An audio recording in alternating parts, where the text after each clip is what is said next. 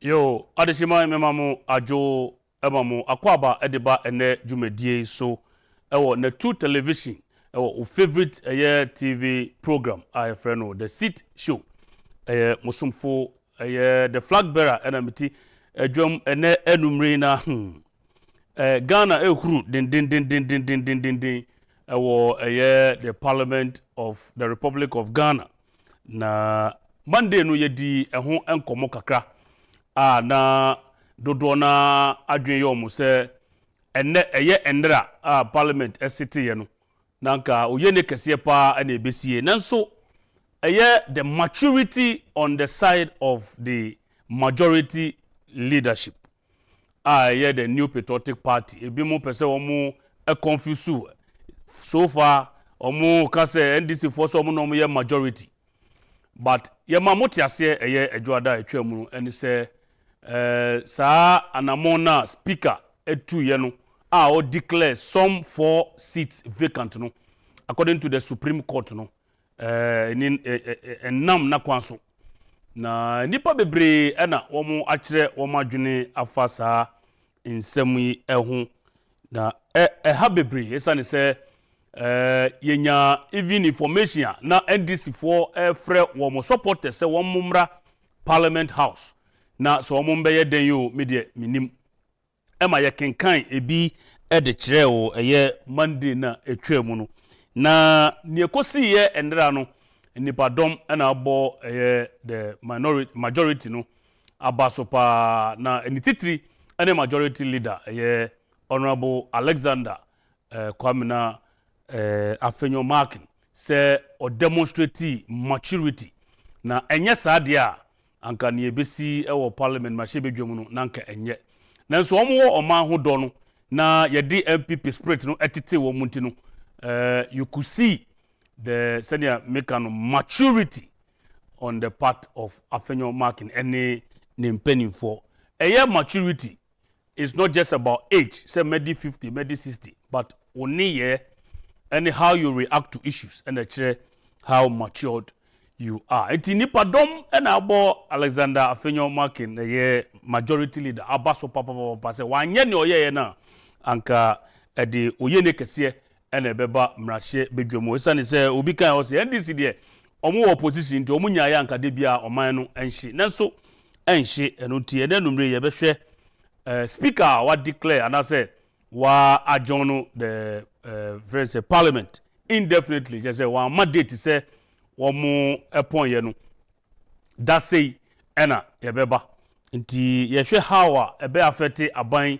enwuma semwa mukai document de bia me bo ho de road kire mo say eno na omo strategy omo de be win election 2024 any other elections na part of the document no read say omo ehu speaker Bagbin say oye omo ally eni to ombe use no de afrustrate de atete aban enwuma say aban be ye nhyehyeye ama loans eni sika ese release di ye mpuntudwuma ma eboa memene wo hospitals yesisi machines ese togum eni ehu nsem bebre no NDC hyehyeye ni say omo be ma saade no emmaso na ammaso a memene wo ena ye ho be kire ye ho kire ye so a ye be ka say aban ena ye na wadwene adane no akoto aba edi amawom sa ena omonti ase no etie na ye tososo the New Patriotic Party ahye Christian Council bo ene Ghana fo nyina bo se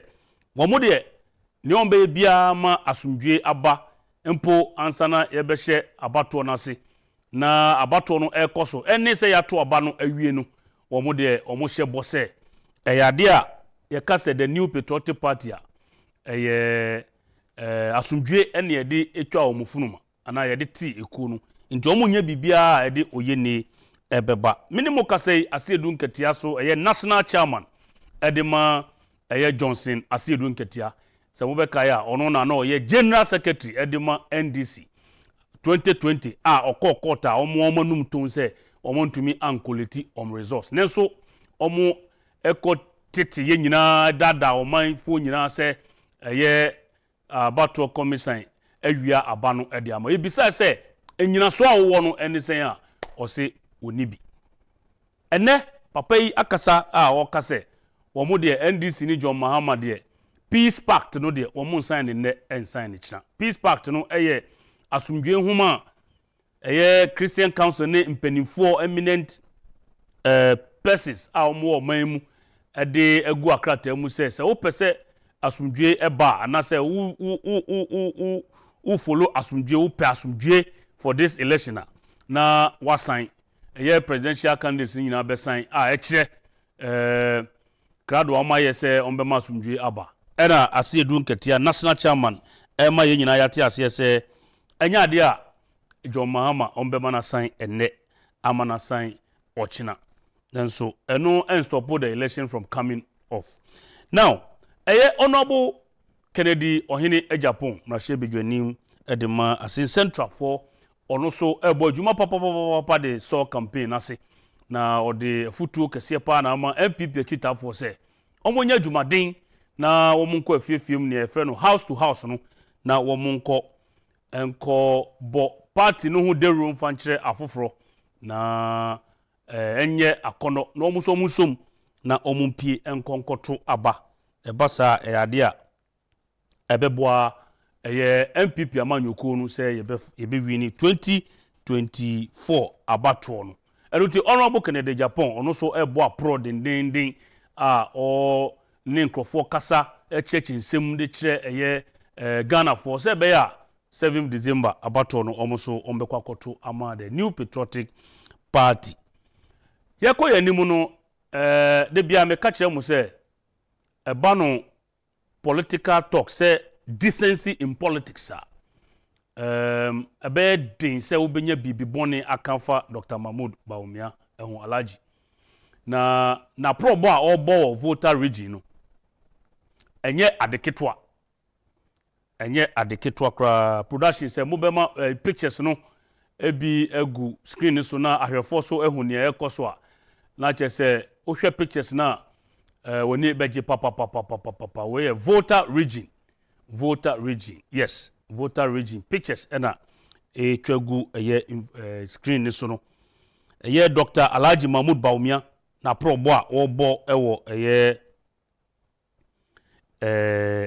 voter region ena ye ni gusu no nti mo be hye nso ba bia okoye no ba bia okoye a okobo apro no constituencies no bi edin eye akachi sani amunyina munim akachi abo ba bia okoye no ebide akachi na yesi enya de ketwa sani amuhu wo eye screen no so no akachi abo voter region eye Dr. Alhaji Mahmoud Bawumia a obo apro ewo 2024 abatro no me ka say yesi eye NDC flag bearer de jama onenam ebruchi no ho Dr. Mahmoud Bawumia so bo apro sa picture we a ohun ni sesi e megidi se John Mahama ba na obehu sa we a ende voter chiefs ni de obedi o matempa se mo kai se mabo ni video no ewo dwumadie we so e de amamo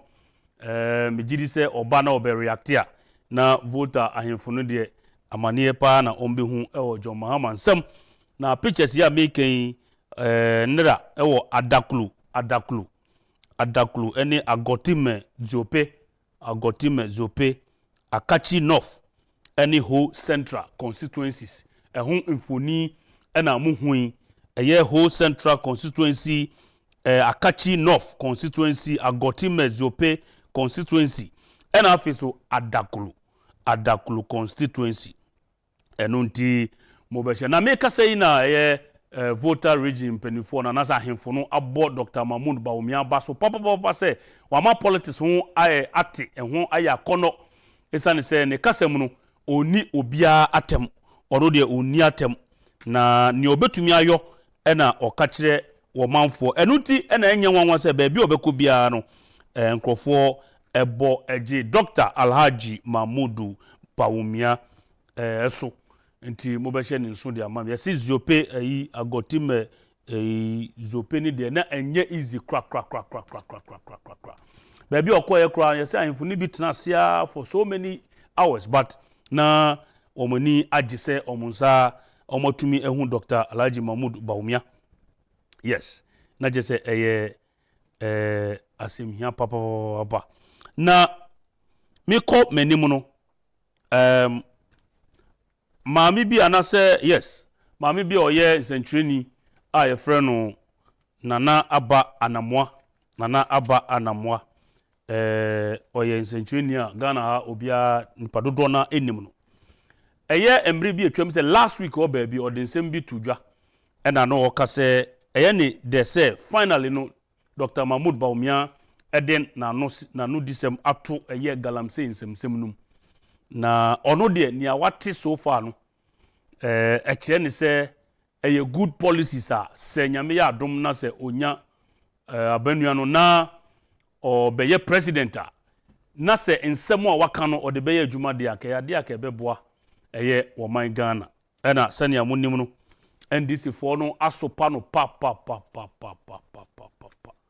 NDC for no asopa eye friends nana aba anamoa na ono de wampa ba ena wasan akoka nsem biom ewo eye social media na production say nana aba anamoa ni nsem no de tudwa no say wo ho amfa to screen so mame na yendi ehon komo kakra nana aba anamoa why shocked or say why shocked at the level of road construction na aban way aye no or say ne ho adwiri no pa ne ho adwiri no na ohun bida me sure or the way or the beto ho nche enti enche me sure say NDC for no ebesan asopa no pa na ye wo man mu a obi kire na dwen a na se adwenkyere no ane wo de no anko na se NDC for no de na anko na yama wo mu communicators no aba dindindin abedi watem nti wo ye doctor wo ye ohini wo ye malamo na se muslim chief wo ye hwan a omo de omo mfa ho nti screen tweet no ena da ho no say I'm as shocked as you are. The number of videos and pictures of roads they've constructed that I have seen since yesterday, the MPP's biggest problem is communication. The MPP's biggest problem is communication. Now, Abanti is also the Victor Loglo also say, hey, I thought this government haven't done anything good about our roads. So, hey, and after so before and after images of Ashale Botchway, Nana Chrome School Junction. Not just say, eyen komodia koso about your focus no nana ba anamoa waka no kretro do say why shocked papa e fa no e kwan aban we asi aye wo oman Ghana mu a na emom MPP entumi mo wo monwuma no dero ade a nana aba anamoa ode atudwa wache na adwene enye atemdidie oni nipa no ya adwene a fine oni ne nya adwene so a na oso wachire wadwene efa ensem eno ho anya atemdidie kra na de bia ye ka digitalization ye ka digitalization no ye bisa se ebimu enti digitalization mfasode a ewo edema woman Ghana na se omanfo no na abrante bi ede nkyerɛkyerɛ bi ekoma nkrofo efa AI artificial intelligence ye can digitalization na any AI ne ho nsɛmsɛm nyina almost the same thing enti ode nsɛm bi koto dwa efa artificial intelligence digitalization no ho fasode a ana say impact a ebenya ewo ebibimemu for the next 20 years se wutia eno bema wa hunienti a esese ye ne Dr. Bawumia eko esane se senia omampani kofo kan da no senia nana adodanko akufo-addo eka president Ghana omampani eka ye no ewiase move towards the artificial intelligence way and say digitalization drive enti ehu behia se obi a wama ye nyina yate ase se oti digitalization ase no ono na ese etumi edetumi ehye ninsa nya obi afi na oba be chinchim ahwe se obetumi aya na ase nti yengongo tie how AI will impact Africa in the next 20 years na yemra. AI is learning how to drive cars, how to fly planes, how to diagnose diseases. And this is just going on and on, sector after sector. AI is beginning to achieve superhuman performance. What does it mean for Africa?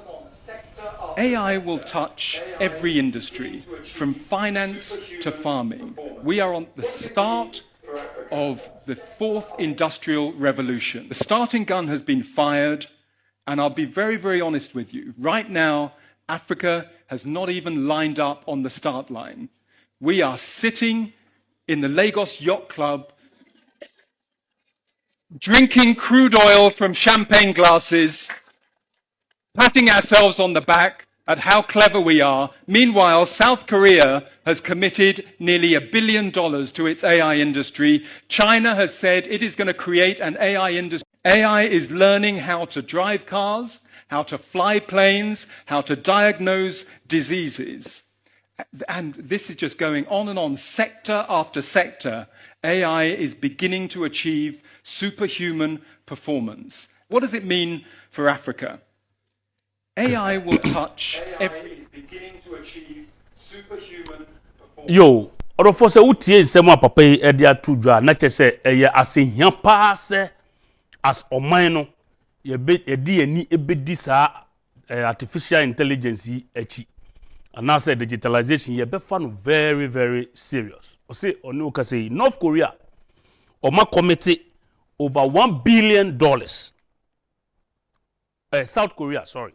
Or say South Korea a committee over $1 billion or de eba be yes and yema se be ya ewiase afana nyina America yetu ewo AI industry no enja womu ewo echi na yebisa se Ghana edena ye ede afa ho o se efri sikasem ntotoye mu eko efuo ye mu krapo no AI no anase digitalization no eyade a ebetumi aboa papa ama etu mpong na ni oka ya meyam hye me kra ne se AI industry no anase digitalization no na okasa no o se Africa podie yen hya ase mpo Africa yen hye Africa sa ekwan ya ye be faso a sa digitalization ni AI ehun be ba mfaso ama yen no o se Africa podie yen hya ase kra ena China a committee over $150 billion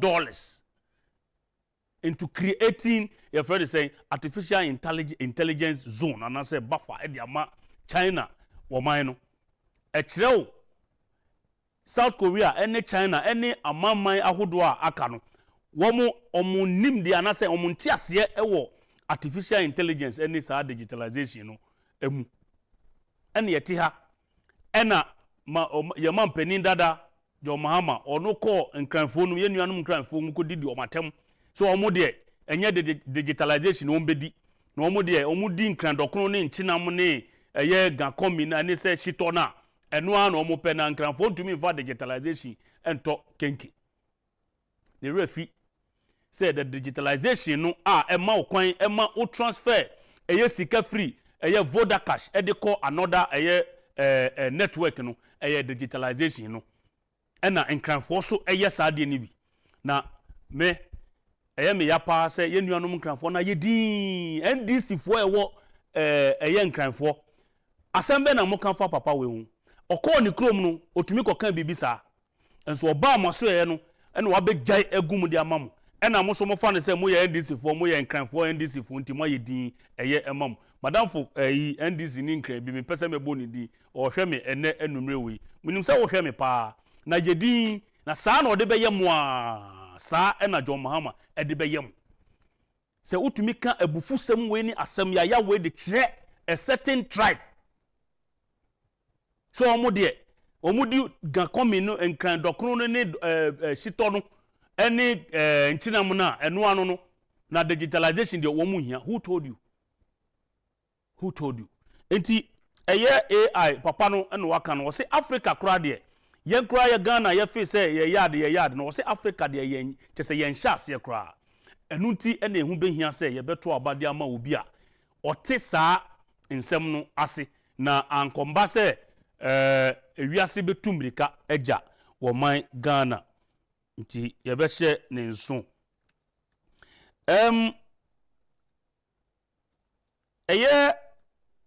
obi afre me sesi a o say you were talking about nanaba na mo pacho obetumi akọ Facebook ene YouTube na odi wani edi saa asem no so obetumi akọ follow yen ewo honom ti msrewa obetumi akọ mentumi nsan kan biom isa ne se emre no aye bia ne sa na abrantie bia ye no Kabila oya abrantie Ghana obia enim no waka nsem bebre edi afa speaker Abam Suman Bagbin ho say oya dangerous to Ghana's democracy isa ne se anamo a otutu any uhwe NDC strategy a omo pese omo use Bagbin say oye NDC ninti ombe use no na ama oye ne esi Ghana no kana ye say nokre o say Abam Bagbin is becoming dangerous to Ghana's democracy na sa asem o kan yi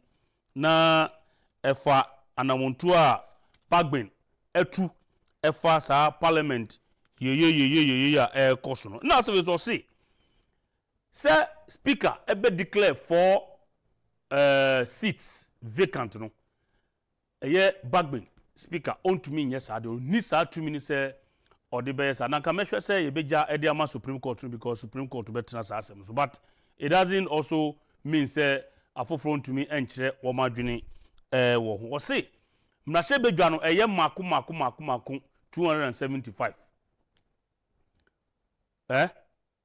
275 enti se Bagbin say o declare 4 9 be vacant na je se watomra enti obia ni ho a obetumi asesa 275 no akọ a different number Kabila ena ode sa ensemi atudwa yenko enkotie Kabila ensem na ode tudwa na niamra by law there were 275 seats for now. Nobody can vary that number to 271. I know your Supreme Court. They say nobody can. Supreme Court cannot even vary it. The number is a given. Say there were 275 seats in Parliament. And the Adiana, Minia Atoforsen, all dim from Swa, Right Honorable Sumana Kingsford Bagbin, endangering the democracy of this country. And that's what the Right Honorable Speaker Kingsford Bagbin has become. A danger to democracy. What do you mean by his? Let me explain. Or say here, you know, there are 136 seats on the for NDC sponsored members in Parliament. And yes, sir. And there were 135 seats sponsored by the MPP in Parliament. Okamboma, there are 271 seats in Parliament. Yeah. Do we have a 271 seats in Parliament? Sorry, a 271 seated Parliament in Ghana. I know about 275. So what is he doing? This is what I mean by Adena Woyeno or Unihoye Magana. Because on to me declare seat be vacant. On to me my by election till December 7. And the Parliament ban and I will say and the term end January 6 to 2025. Current Parliament no seat me saying 275. And the why will say I 271 no. Sabi who this is Senya. Kwame, you say we need to do Uma Ponchi Machi.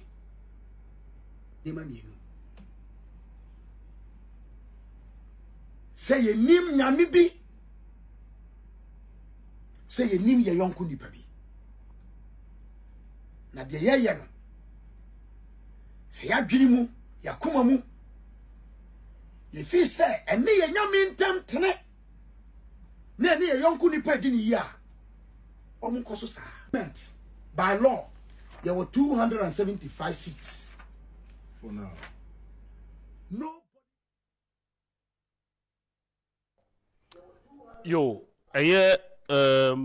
Kabila ana yete ni nkano Peace FM for ana omadaroma ema yensa kan sa video we ana wakan wo say Abam Bagbin dangerous to our democracy na wakyerɛkyerɛ mu ne nti a ɔka saa asɛm no na last week me anase Monday na say me video bi de kyerɛ mu dodo na say me nsan mmɔ na mɛbɔ because confirming nsɛm a ɛyɛ Kabila ɛka wɔ video yi a mebɔ ɛde ma mu sisi yi ɛyɛ honorable Mubarak Muntaka a ɔyɛ NDC ni MP ɛwɔ Asawase wɔ Ashanti region o kansɛm bi na ɔse speaker Aban Bagbin ni hu papa ne nyɛma bi a ɔyɛ no ɛnya ade a ɛboa Ghana democracy ɛnya ade a ɛka ɛyɛ afanu no ebom na emom ɛyɛ ade a wayɛ no ho kanka bi ɔka bi a ɔka obi ɛnka bi nti because of nkrofo a request for sa video no na masan ayi akyerɛ mo ne Kabila aka fa ho no mepɛ yɛbɛkɔ akotie Muntaka or remind ɛyɛ speaker Bagbin sɛ ɔnyɛ ɔhene na ɔno de ɔka obi anka bi ɔyɛ speaker of parliament no so emrada ho a ɛkyerɛ wo ɛkwan a ɛsɛ wodi yɛ wadwuma yɛnkotie Muntaka ne emra a tyrant. He's he a tyrant? He's becoming. And I'm sorry I'm saying this because this is my favorite speaker. I mean you elected him. I can tell you. You whip your members I can to elect tell him. you that if there's a member of parliament today in this house who, if I were a Suku fan, will enjoy the reign of this speaker, I don't think anybody will have enjoyed his reign better than me. I mean, he owes his speakership to your whipping abilities. Just as I disagree with Professor Kwesi, I disagree a number of times with Duajao. I won't say because Bagbin is my favorite speaker. Have you told him this, that he's become a tyrant directly? Because you have a clear line. I have said that several. And what is his response? He disagrees with me, but I tell him that, tell me what chief does, a chief will do in his palace. When he says anything, that's fine. That's what chiefs do. That's what chief, but you are not a chief. You are supposed to be a speaker of parliament. And the speaker of parliament listens to both sides and patiently, even where there's disagreement. And that's the essence of democracy. To sometimes even disagree, agree to disagree. But where you personalize it and make it look as if a disagreement is a disrespect to you, or it's an affront to you, or it's like denigrating you, then I'm sorry, then you'll be a bad speaker. And for nothing, this is where I respected Professor Kwesi. Where you have all the leaders teaming up and agreeing on something, he will easily abandon. He built consensus on both sides. Far better than your own NDC. A tyrant. Is he a tyrant? He's becoming. And I'm sorry. Muntaka Mubarak. And I know this to John. We saw ye join news for Akachi. And Omadaroma Yensaka sa video with M3 cry.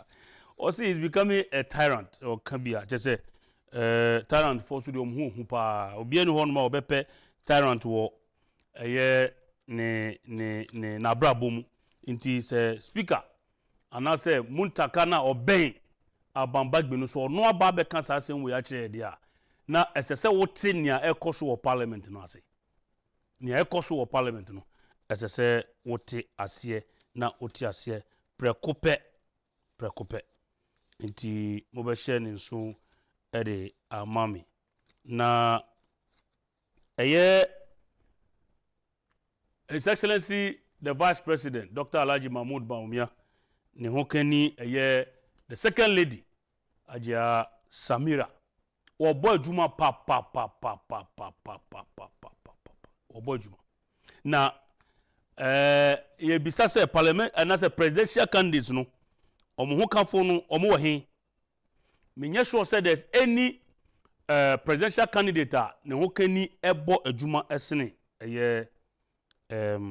oba ofefo Samira Bawumia na opulu crowd ono crowd second lady no obebi obeko bia crowd papa obi send me message bi o say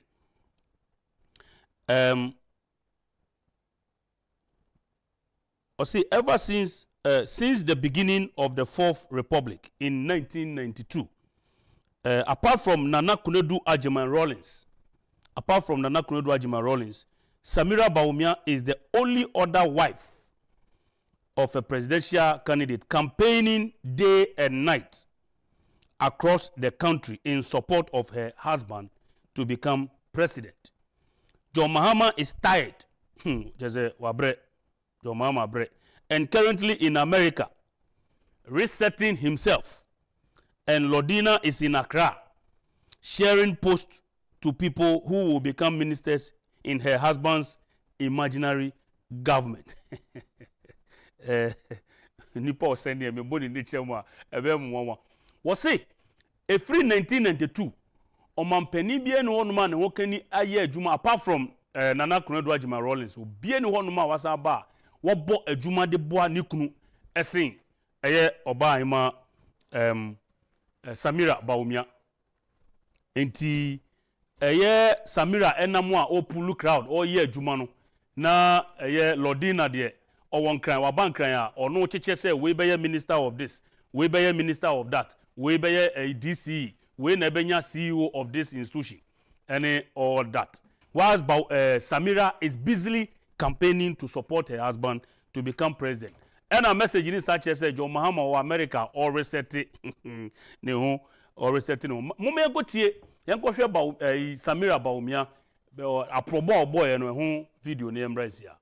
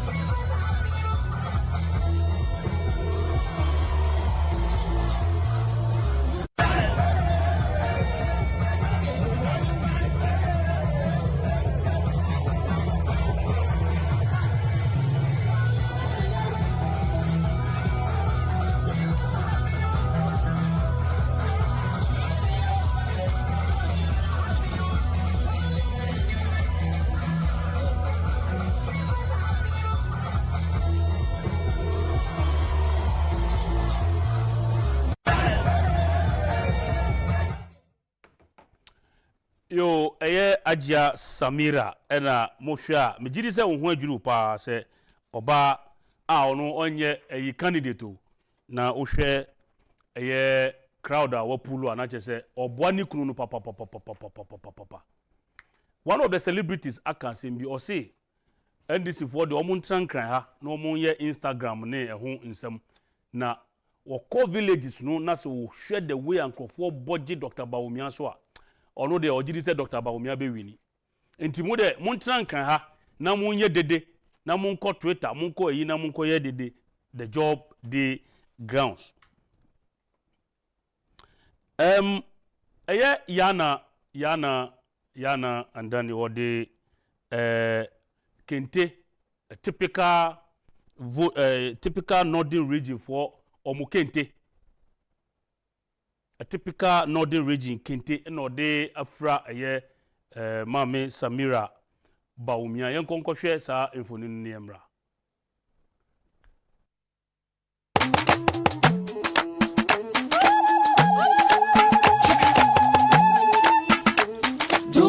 Yana Baghdad Abdul Aziz Twaje Onango wa Pabia Mundu ake wa Kazal Kabanya Wazuya Soro Ntomelang Sulia Wazuya Dere pala bandu okabuya Wazuya Zanyala toku yuno yanse Wazuya Kampuma tano walema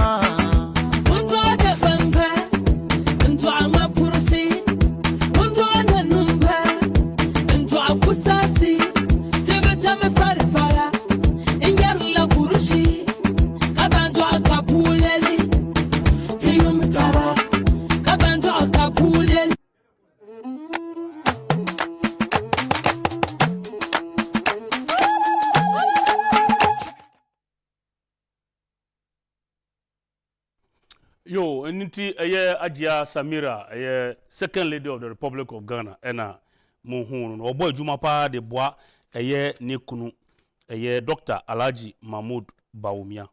Na eye Speaker of Parliament ya kana sime Right Honorable Abam Sumanu Bagbin. Odinsem bi to dwa bi mmre bi a atwam e de fa John Mahama ho.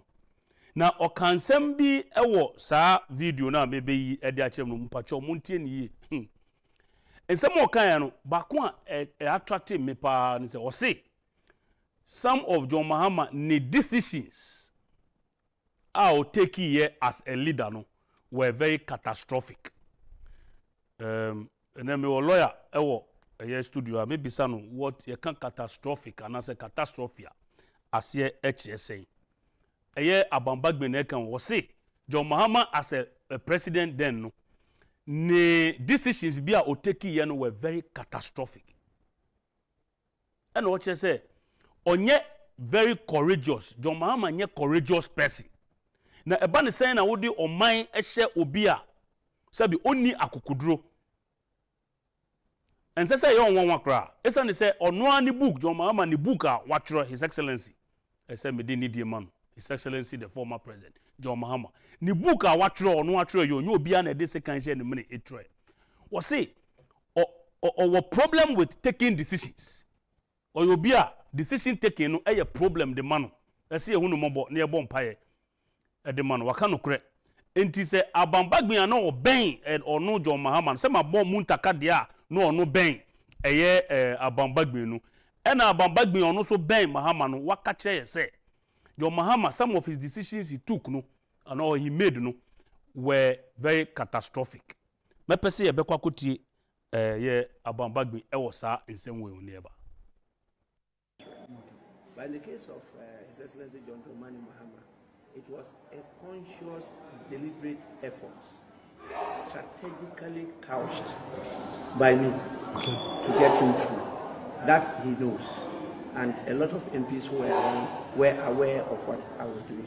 So that is why I claim to have been one of the people who have seen him to where he got to.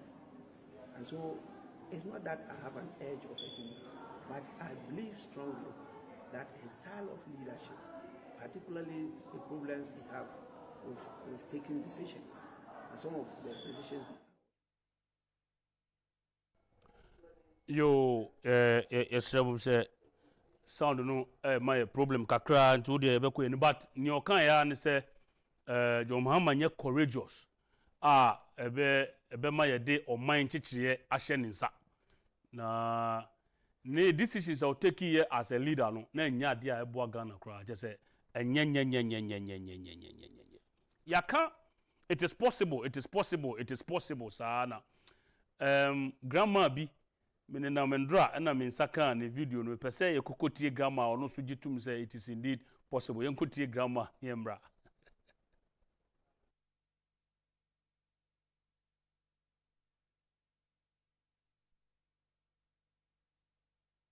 experience efa na breso na breso na oko school a nchiwie na omochi ede ko ene de nkura no anya aduane kura di nya nkusua di a yenka ya no ntum na yemmo na nado ne naban yemmo mabaso esa ne se wo maye bi na ono grandma no na breso no na enhyeda enye easy sa enu nti mo de yebekọ yanim na Professor Mills nyamemfa ne kra NCA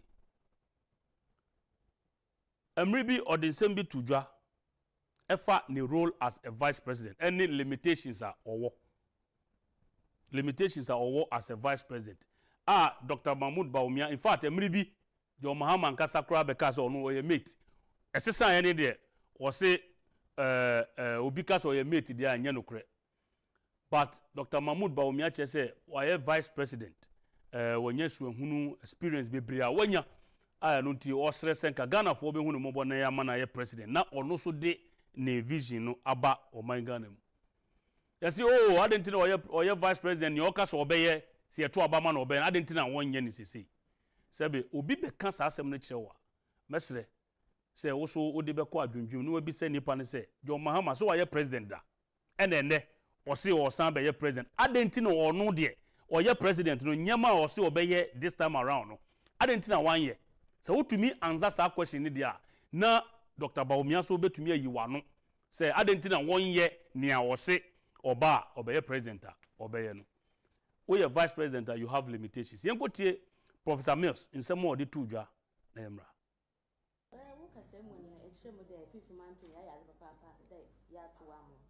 na motinde ebinum za wo kan bia bebeye omampanyin ezichire anye bibia ma fifi man to mofo esi sira se na meboa bebeye franka tuni omampanyin ma omangana na ze na beye ma fifi man to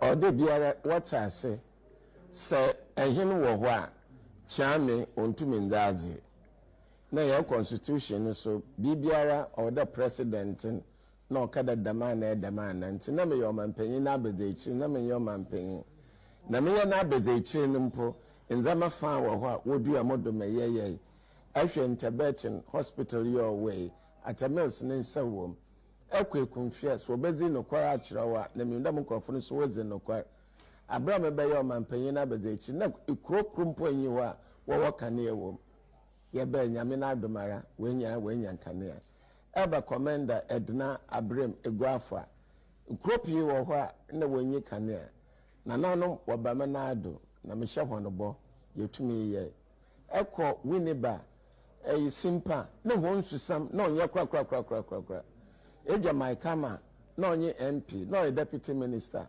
obohun ba na me chiro letter maze kama Denmark fo da ye sramwan won babo hen sesia se simpa wo nso a na me je Nyankopon na adom mara so mensa wo winiba ye ni university abra atamels oye omampanyin abedechiri ntime ye na abe nzamenzo odoso abra mo ho na mom ye ku ne ye say ye bibiara so omampanyin osande mampanyin ehyanase ne biara so obaka no kono obaka kiro that atamels wantene from na obomozen madam nzame nyina ba nti se me ye ochan me na metuma ye dama na some be ye ahenza ona na obotum wa ye sanyankopon na adom njeze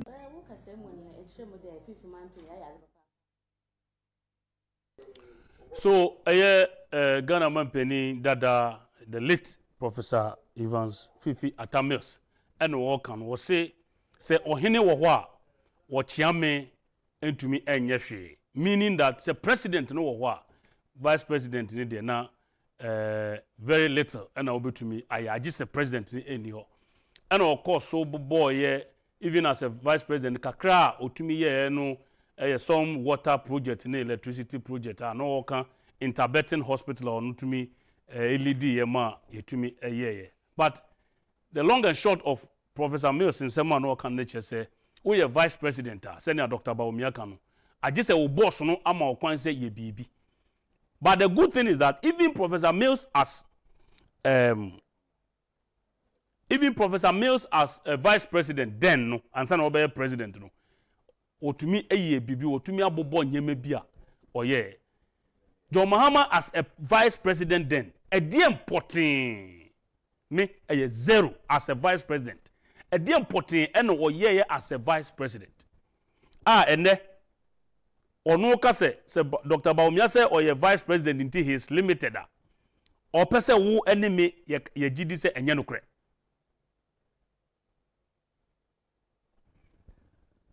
Professor Mills abobone there as a vice president ni otumi eboaye Dr. Mahmoud Bawumia is credited with digitalization.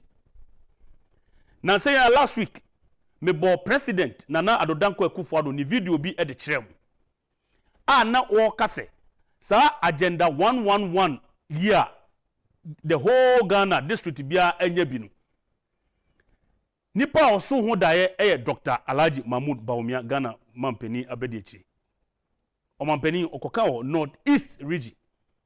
Or say or the office one day and Dr. Bawumia ba say the office or no Dr. Bawumia the office research for no who say there are about 88 districts wo muni hospitals. Now president say the machine. And offer Dr. Insiasare and also there be omo hwe sa asem we mu na omo hu nokre wo mu na omo fa proposal amra. In fact Dr. Insiasare a day report nearby not just Dr. Bawumia 88 numpona no kanu na ebrosa. Into the long and short of it is that president ama ye nyina ya te say as a vice president Dr. Mahmoud Bawumia ena den spear edi sa agenda 111 buy mobile money interoperability Dr. Bawumia as a vice president and the lead this project no drone delivery service Dr. Bawumia enti ye betumi about Dr. Bawumia there as a vice president even though he is challenged no nani swadi hu kakra president president akufo-addo man no kwan mo oye no hu fasode no ewo ho e de aman na John Mahama ne de ewo hen ene na ye bisa ene numre ne de ewo hen ti mo be hye ne nso e de aman na enche bia meko me get so na parliament nsem ye ena ano dompre nsawom aduagiri member of parliament amayati asiye se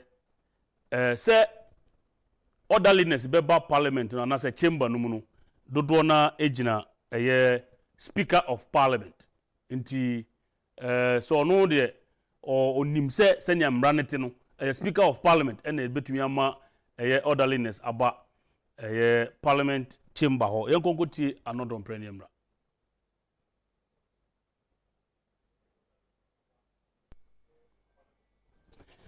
yo yenko yenim na babia yadui bepese medemo efa nsem baaku mienu miensa bi nanso ansana no mame nkoso nkanfo election reference center ekoso ewo Kencity Media ha titiri ni na 2 TV ene Woman FM efi adwada ekopim fiada from 2 to 4 p.m. bia na mpenifo agiedwa womo church nsem mpensem efa election no abatro no eho ni titiri ene constituency dynamics no senia ofa trobo a dynamics no ti say na trobo 4 to abako na 2% unya ntiase pa ewo 2024 7 December abatro no mu sese otumide wo fidie no eto na 2 ene Woman FM adwada ekopim efiada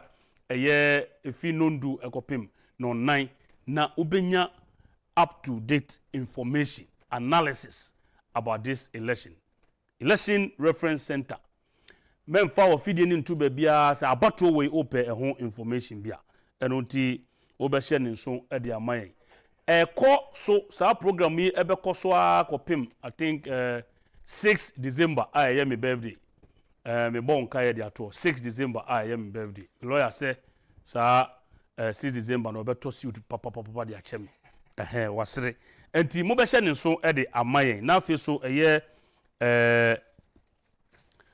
your friend is saying Awos Unisex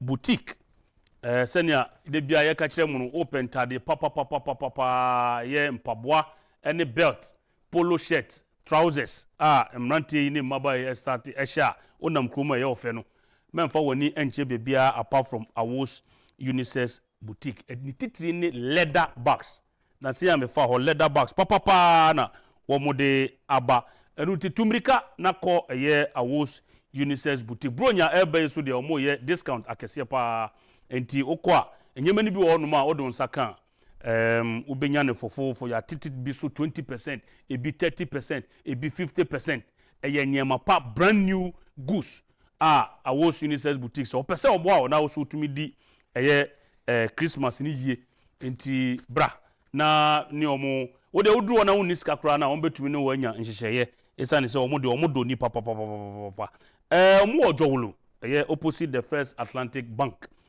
jowulu opposite the First Atlantic Bank airport terminal 3 departure C opposite Sandra Lounge ho na afiso Tesano ewo police depot no echipe na onsa aka Awos Unisex Boutique omo san wo East Legon Shiashi Boundary Road no sabeka womu ewo 0244649379 0244649379 Awos Boutique comfort and style. And after so phone papa fee, me jidi say me can phone papa fee. One we say Franco Trading Enterprise who and common na me new ADA. Ba no Nokia phones, Samsung phones, iPhones papa yi abai. Me jidi say latest ones abai nyina ubetumi enye bi wo. Franco Trading Enterprise. Smart TVs ahodo aba fefe pa all the sizes ni nyina inches no yade a ubetumi enye bi 75 inch kra na yade a ubenya bi ewo Franco Trading Enterprise. And after so omo air condition papa omo air condition papa omo de aba omo freezers, chest freezers, any other refrigerators, no any washing machine. Madam akachem so here washing machine pa ntende ye be hwe na yakọ Franco Trading Enterprise ni yakọ tobi and after so omo CCTV camera ewo ahodo bebre bia wo bia obetumi ahwe ewo wo phone so anase watch so kra Franco Trading Enterprise pe na ebetumi aboa wo ama wo safety no aye guaranteed. Musa beka omo 0246 422 338 and 055 593 9311 055 593 9311. Mami sambo sa number no subium 055 593 9311. Franco Trading Enterprise. Still phone papa efie ne koso ekamfo Dr. Alhaji Mahmoud Baumia edemau the digital man. No to okwa aba na 7th December okwa hwesoro ho menhwe baabi abium any all MPP parliamentary candidate obia eda number 1 baabi a osoro ejina no ehwa ena ne ba ejina mede me guess be kire mu no me nkonkoje aboafo nkrato be sima na memra.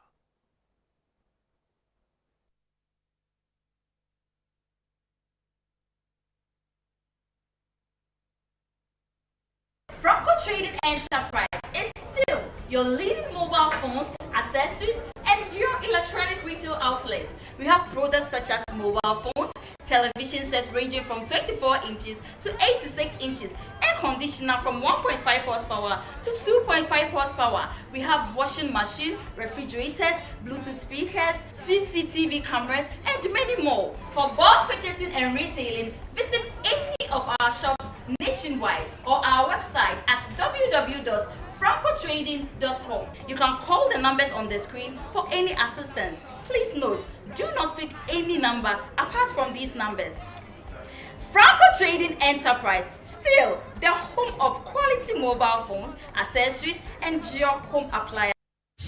Welcome to Awos Unisex Boutique, where comfort and style is our hallmark. Original Italian leather bags, shoes, belts for both men and women. Talk about looking your best and standing out on all occasions. 5 to 10% discount on all products. Clearance sales rack, 50% discount on shoes. And now Awos Creation, where you find authentic African creation for men, women, and children. Visit us online or in store in behind the Ghana Police Depot, in Jolu at Jolu Junction, opposite the First Atlantic Bank, at the airport, Terminal 3, Departure C3, opposite Sunbra Lounge, and now in East Legon, Shiashi Boundary Road, next to Two Guys Supermarket. Call us on 0244 649 379. That's 0244 649 379. Awos Unisex Boutique, comfort and style.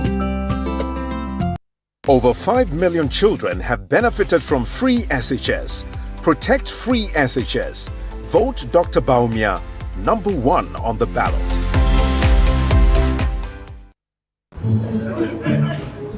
Also, you hear the fly when you go around? I hear say the EC they register people for secret too. Add thousands of names to the register. I no go lie you.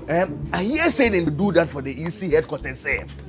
Oh yes, and they tell you that they add thousands of names to the ruling party in Stronghold, where they delete thousands of names for the opposition in Stronghold. I tell you. If the rumors about the Electoral Commission be true, then this election will be free and fair. Who has called you? Yeah, my thinking exactly. This is the table of men. So you left the woman can't join the table. This is a hard guy. Relax. The easy for come remove them off by fire, by force. Oh yeah, the for come remove them off. That one they for come because I'm sorry to disturb you. I couldn't help but overhear your concerns.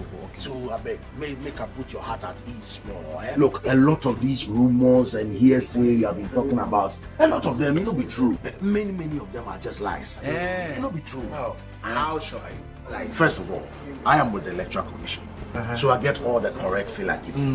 So let me break it down for you. All right.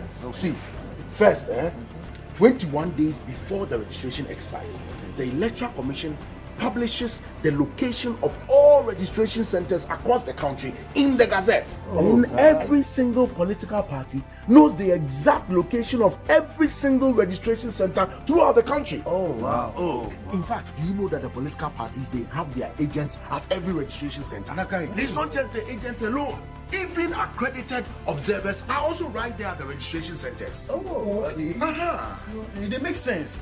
But how the parties going to say the numbers be accurate? See, every single day, all the political parties, they receive start of day and end of day reports. In fact, that is exactly how they collate the total number of registered voters at that particular registration center. Oh, how about the final numbers that the EC publish? Look, the figures that the Electoral Commission publishes, it always matches with the figures collated by the political parties themselves.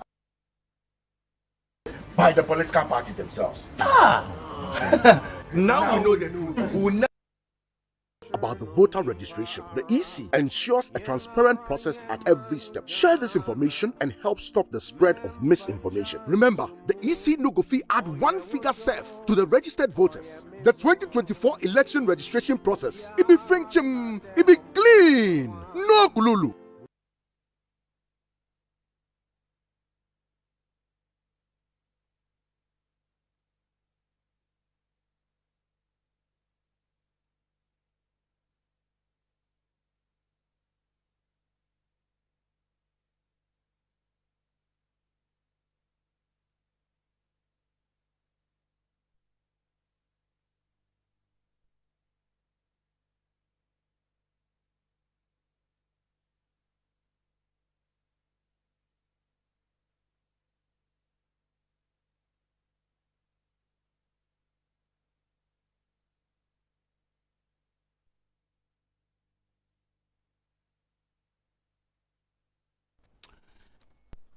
Orofo mesama wako ababium edeba eye ne 2 TV show eye dwumedia ya 2D.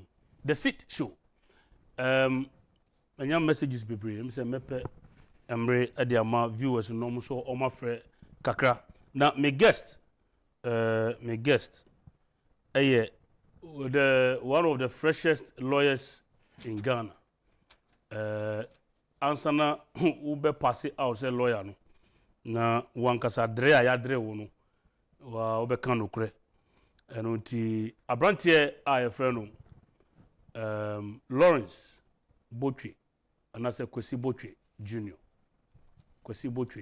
sana dodo na e frɛ no wo frɛ ni sana obechi uska bebre Kwesi Botchway Junior oye lawyer mapa na sia na nyame eya adomo no so eso ne so wa pass out say oye lawyer yene ne betwetwe nkomo kakra afa eye niasi wo parliament speaker nsem no any afi so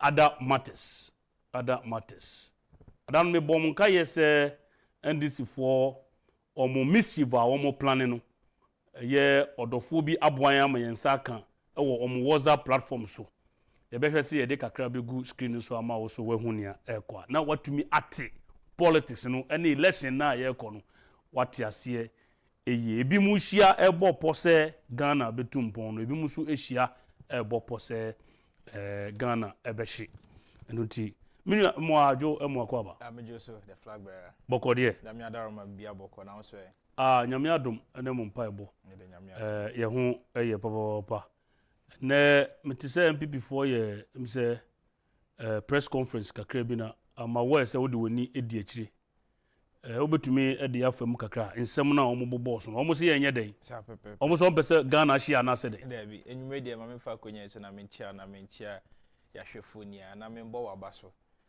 o constituency me share flyer ne se me ba ha no o constituency for be 10 in fact course na eba no mentima mfa ba me ne nipa be 10 kasae almost o boy adwuma pa no parliamentary candidate a ye friend no Madam Gloria Owusu almost anopa don preach enwumre na mo ye house to house to almost me mbo wabaso almost almost a o mpe social media akọ campaign na de nam social media no PC no we say the job day grounds it mean kan kire say why are there na kwaso abo adwuma ma Dr. Mahmoud Bawumia ne o parliamentary candidate Ndomasi papa me come nim no so no menchia ya party ya national chairman Steven Ayensu in team na menchia ya general secretary Justin Frimpong and the leadership of the party ne the communications director Richard Ahyangbe no bibia no kre area we no the communications directorate of NPP a press conference di kan ye the ball ye parliamentary caucus na baso okay say o share the resilience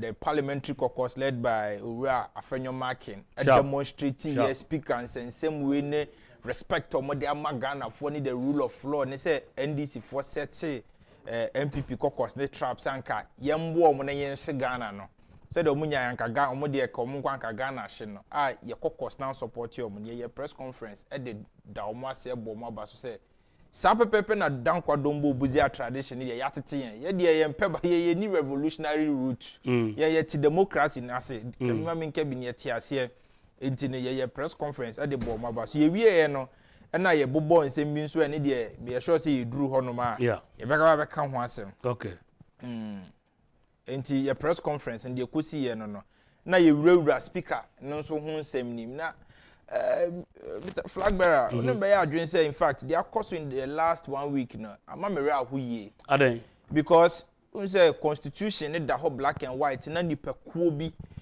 eyo adwin say omo party interest ebedi kan ahead of the constitutional and the national interest na eya awreho eya asefem enti no wo hwe nniama Mr. Speaker eye na in fact odwene ho a onti ase na obi bebisa say some vacation of seats na say ye declare seats be vacancy no ase ne say wo hwe constitutions a abetwem even before the 1992 constitution to say the 1951 constitution the 1960 constitution the 1969 constitution the 1979 constitutions ne embra abaetwemu nia na ni nia ne kyerɛkyerɛ mu kwan a yɛfa so edi declare obi seat vacant and I say ni nia kyerɛkyerɛ mu de ntia article 97 1G of the constitution na ya hyɛ sambra na masambra ni die so na there this carpet crossing embra we ni abaye and article 97 the case carpet crossing na che say obi free one party akọ enti o hwɛ your previous constitutions na under the legislative council no say you to abama on the ticket of Abia NPP o group parliament ultimately aka say me de me NPP for nya adwuma bi me NDC na be ya adwuma under the previous constitutions okay but 1992 constitution framers na international mo hu say no ye ba be ye mbra foforo na we say check say ade because say over parliament now cross the other sides and destroy the architecture of parliament because say Mr. Ohinia Mwakoye MP for Kencity constituency adechi for on the part of MPP adechi ya say mempe MPP bi o me kwa NDC 2 days time was my chances am adweme samba MPP bi o esa na destroy parliament architecture ni nia eti omo 1992 constitution it trans no say no e was say the provision bi shema emma obi ahon kwan say waba parliament 4 years for a tenure ono manfo e wo social contract no ummu social contract ne so nka say me de maba parliament on the ticket of NPP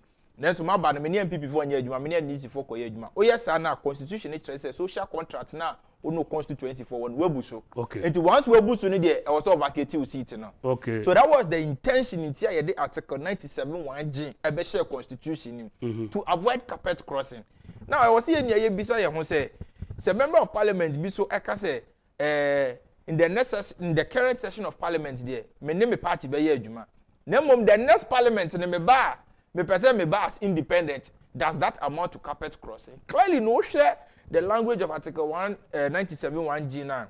And no carpet crossing because and no futuristic. Some business are question now be say Yatua will be a current member of parliament. Mm say in the 8th session of parliament. Then so we declare an intention say 9th session of parliament and say me babioma me sound swim me in for as a member of parliament. Me pese me name mama nyoko NPP and NDC be ye adwuma na mo pese me ba independent. Okay. I was here beside I say any carpet crossing carpet be na crossing because even as at that time there wouldn't be any. There will be a new parliament, a new constitution of parliament for over swear oath for into the old parliament need a term. Okay. So I don't know enti me and your carpet crossing. The flag we wanted to make a no constitution need clearly no against carpet crossing. Now in 2012 Obe Kai say yeah papa ya di na the first deputy speaker, yeah papa Joe Wise. Eka say MPP na dey na parliament. Next in the next parliament no, opese oba as an independent candidate. Sometimes Speaker of Parliament Joe Agyapong when declare the seat in vacant because as a respected lawyer no know the law ni here adwuma no. Onim say no nya carpet crossing. Lower menya krobo omo NDC MP sa 2012 na no NDC member of parliament. Michael Tay nyawnu. Sa pepepe ono so ye na adwin say in the next parliament no be as independent. Ono so ye declare the seat in vacant. Entino, Mati say lawyers need because say for me na the two issues are very different. But among for medicine, yama no mo ntin sem na say NDC for no mo parking kan o mo din sem ne frafra. For me na the NDC and say a member of parliament call parliament on the ticket of the New Patriotic Party. The flag bearer no be adwin say o ko contest election bia electoral commission for no ebe request an endorsement letter from your party now dey ba no. Sure. You have gone to parliament on the ticket of the party. And now at parliament when I say only MPs ni o party ni adwuma bi na party ni throw letter say you every your party ni nti your throw letter no command speaker say sad particular member of parliament we ni ye na free your party ni nti no say speaker no ne sa atitre say you have to abide by a letter na party ni dey abrel no classical example you say your T studio the flag bearer and the host of the program. Yeah. The producer ewo. The producer and the money bet na show ni so. Na ye be de nyanuma no susim na so example keke na mema. Na adwumawura aka say me pese flag bearer ebe host the show biem. Into the letter abre the producer. The producer has no right and capacity to entertain Mr. Flag bearer on the show because there's a documentary exactly that is the same way speaker need the buy. Now o hwe yem bra ni ma speaker no hwe da ni power bi asa o. The only duty of the speaker is to be a moderator or a superintendent over parliamentary affairs. Yeah, two about speaker. Say Ghana, yemfa 11 bra na yemfa 11 bra. Speaker on two aba ni bi. Yes. Oni sa right no. So oni power bi asa. O de any say o ye MC for parliamentary affairs. O tena say, o sorry kasa. O ene de Agyapong ye beba tena. Sa na speaker. As a what tene adwuma na omo ye parliament. O ye moderator. Unu ni any decision making right on the floor of parliament because we no constituency be and two about my because you say it's a parliament a house of representatives among ya two about my MPs or mo represent here Mr. Speaker no constituency be na two about my constituency be and two about my it no only decision making right be e be affect the entire nation and I say e be affect parliament o dey say o your moderator na obi be bisa say then e dey aba bedru ha owura ho na Idrisu last week Tuesday a petition command speaker say we nyantie say 4 members of parliament be decide say omo person omo call on various tickets in the next election not say omo cross the capital in the next election ayendru hoye yeah enti Mr. Speaker declare omo seat ni vacant because omo ba parliament biom 7 January ye ba be so omo in foforo na omo person omo ba as independent and I say on the ticket of new parties enti or trust our petition in Owura Afenyomaki who ye the majority leader of the house who ye no see no decision where as speaker and take our constitutional underpinnings because some person what say speaker and article 97 1G nim na so speaker so ni say to me because so hwe yemra na ye frame be separation of powers 3 arms of government the executive and president ne da no omo de ne say omo be hye policies parliament your members of parliament who are speaker moderating omo de ne say omo be shembra we share the judiciary in so your court system no mo de ani so mo be kire brani say parliament shembra kura and ayembra no na say in the opinion of the court no sambra no any constitution ni bo ebra yetimi twa sambra ni emu. Oh, okay. Enti parliament any duty bia say omo be kire brani omo de omo duty omo wa ni say omo be shembra no. Enti no owura fanyoma ke hu say ade no de court say no court no mum and the right forum was a kire say ade nim and not Mr. Speaker. Or the koya na NDC for lawyers in penifo ni hu say their owura fanyoma ke and that is the right thing. Or wanna quickly omo withdraw I will agree to petition no and omo say okay omo beba under order 18 of omo standing orders no by urgent comment. Say almost standing orders no more kwan say bibi cause of money na say of national interest na say urgent commenter leader no ho kwan say o kan ho asem and also chief speaker adwin si so eti quickly no on the Tuesday now omo call chamber of parliament that time na ora afenyomaki educate no court dada no mo say Mr. Speaker ye pa cho I na do to petition no dey by ya twa sign then mo me ba under urgent comment say ye nya information say ebinim pese omuko on different ticket into the clomu seat in vacant. And ora afenyoma ke say no. The content of your petition and the content of your comment now the ban the same thing. You are just trying to tell the speaker say at the corona petition no hwehwe wo mu the same thing on yama. Which me the assembly court dada. It is speaker no oni hu kwan say obedi assembly so. But because of mobile in the form of comment, say Tuesday obi ahwe proceedings ni bia. Speaker can say no be answer na adwe because oba under order 18 of form standing orders now it opens the floor so be abekire na adwe. Until members of parliament dey be kire mo adwe na speaker say yama the 2 days oba Thursday or the decision beba. Okay, speaker 25 paragraph decision or the buy na. Or say in his opinion and in his understanding of the law no 4 members of parliament I was say a declare mu seat in vacant. Now also be able to say as a speaker of parliament do you have to have an understanding or an opinion interpretation, of the law. Yes. And One can interpret. Exactly. You cannot because clearly you do not have such powers. They will be this speaker. No? Because your interpretation may be wrong, absolutely. And it will go cause a damage to you see, Parliament and the role of the speaker and a creature of the constitution. Constitution in the abatu was a speaker. Constitution not there was a speaker. Oh, yeah, was a yeah. Constitution not there was a court in the year and there was a court in the year. Constitution it say so obi adwen train about a certain provision of the constitution for Supreme Court. What kind of constitution article 129 says our jurisdiction exclusive. Not say a jealous jurisdiction of the Supreme Court. Flag bearer, Udim says our jurisdiction to interpret the constitution. Even the Supreme Court doesn't share it with the Court of Appeal. No court and the one who to me say obetre brani. Speaker and this are ruling by no.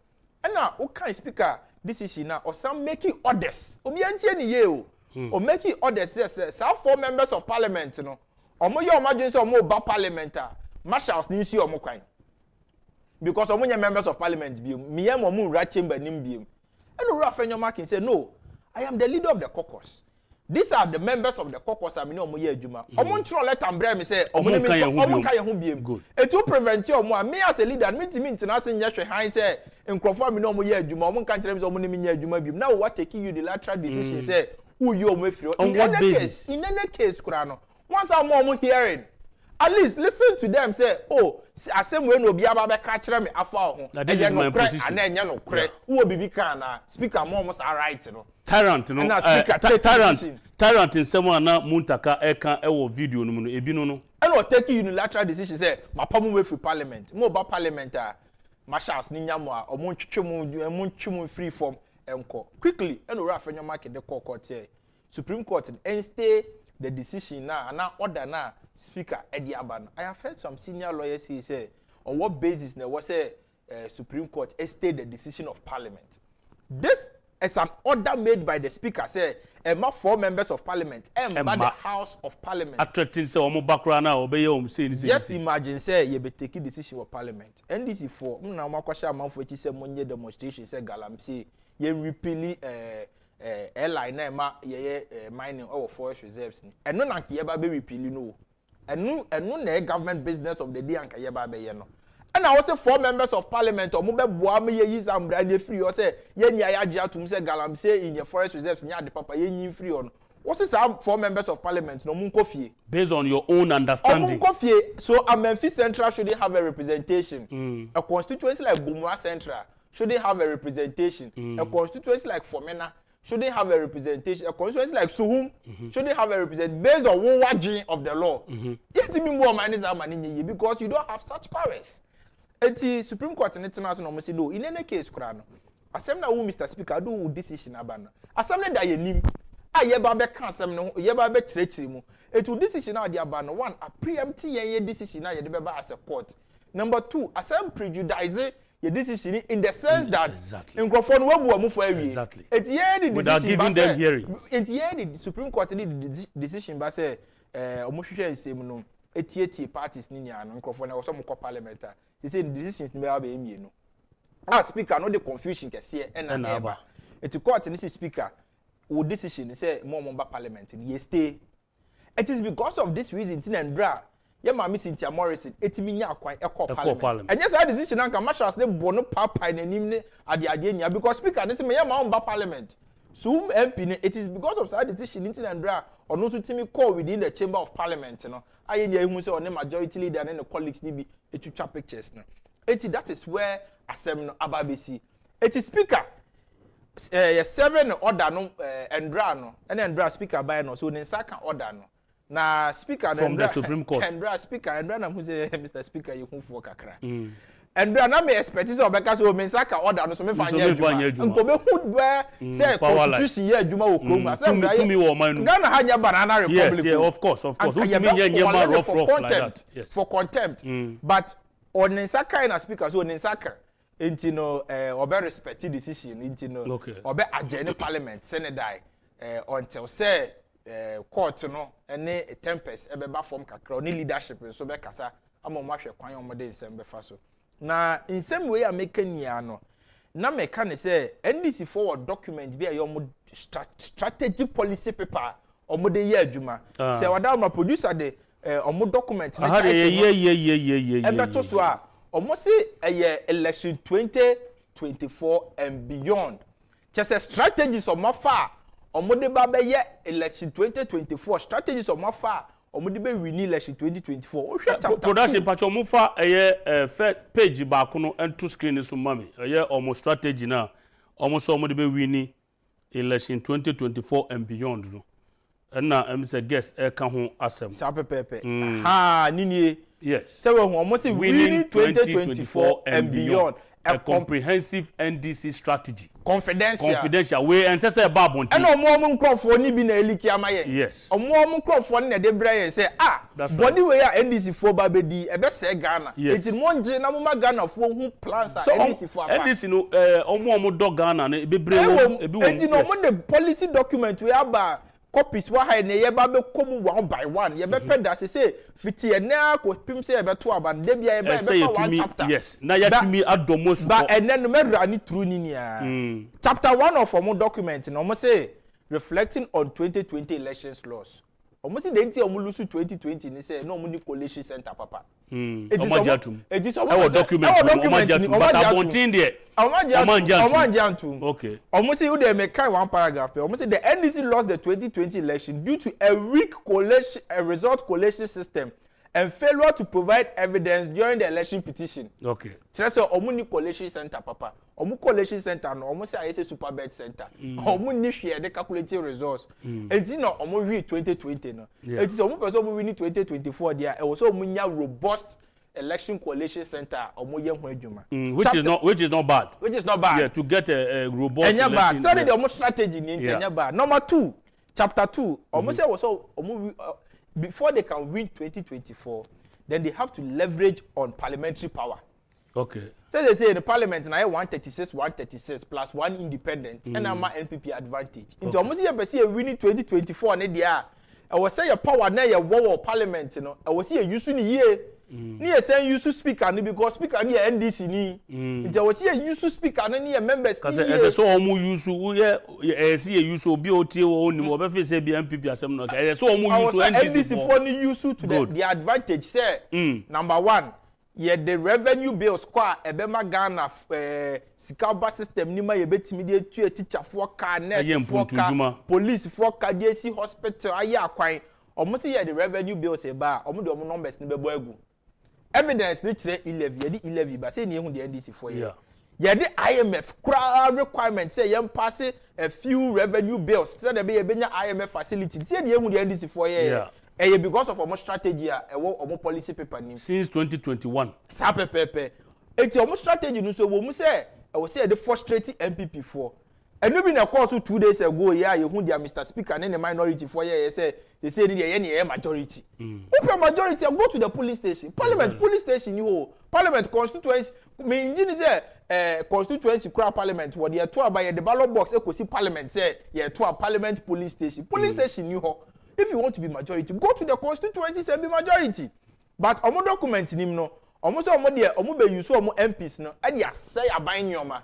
Nti enu an omo ye, nti omo strategy, nti wo hwe omo WhatsApp platform ne so a, omo leader Abuja, e dey to so say, e wo so omo use this is the time I was say MPs need to me use omo ahoden, e dey say MPP fo adwuma ni a wo say ye. Unim say me no ka say.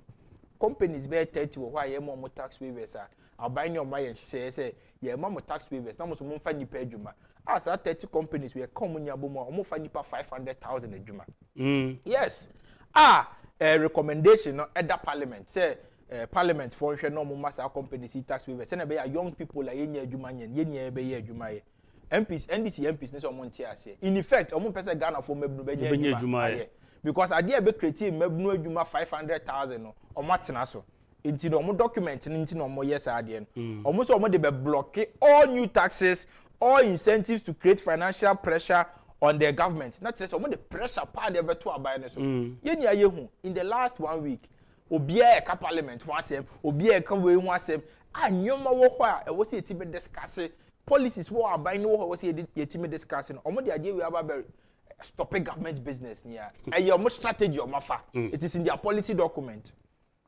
chapter 3 almost is a document when in 2021 it chapter 3 almost securing John Mahama's candidacy not say I was so muye di omo beti maye bia I make sure say John Mahama and the beba 2024 election on the ticket of the NDC it will share tam omo be call prime minister Dr. Kwamnadu for eya so ne be call no omo bring Dr. Kwamnadu for down flat last hour kraja omo disqualify so mo kojobo nsu mu nyi omo disqualify obi o ye say oni Mahama eba be call contest omo document no mo say nkrofo omo nti be disqualify omo na was here promise omo appointment in the campaign classical example ye papa Joshua Alabi omo hwe Joshua Alabi de ontimi disqualify ndi ye de ye nya campaign manager no ndi campaign nationalize o say oka campaign no say ne be ya obenya bi sa pepe nti na Joshua Alabi na ma campaign manager no this is what they are leak reporting. And Kwapuro ya tise John Mahama is not too comfortable with Joshua Alabi as his campaign manager but because of this strategy exactly only that was the strategy. Chapter 4 say NDC 4% of power there also mo empower Samoku Jeto Ablakwa no timi din trogo aban ne so etimo be hwa 2020 ye reni abawe de bia Samoku Jeto Ablakwa din trouble akoba na president hijet na we aye say na we aye say na we aye say in omo report no mo say Samoku Jeto Ablakwa any NDC MPs ni be making sure say National Cathedral ye ntimi nsi because National Cathedral ye ntimi si pese kim ebefa nipa close to 100,000 adwuma Esambe create a lot of revenue say obi abeye program wo Ghana ha say na ye nia yesu say amanfo say ye stadium ni ade na omunia be kwakọ high National Cathedral e the revenue na beba o man ni ho e be protect ye stadiums ni ade a ye ka ho asem ni nia nti omo say wo say Samoku Jeto Ablakwa de bia o de trouble akoba say na ebe ya ye timi si cathedral na face Oku Jeto Ablakwa omo empower no mo mani sika mo mani special budget o de be di trogu aban we so if they want to win 2024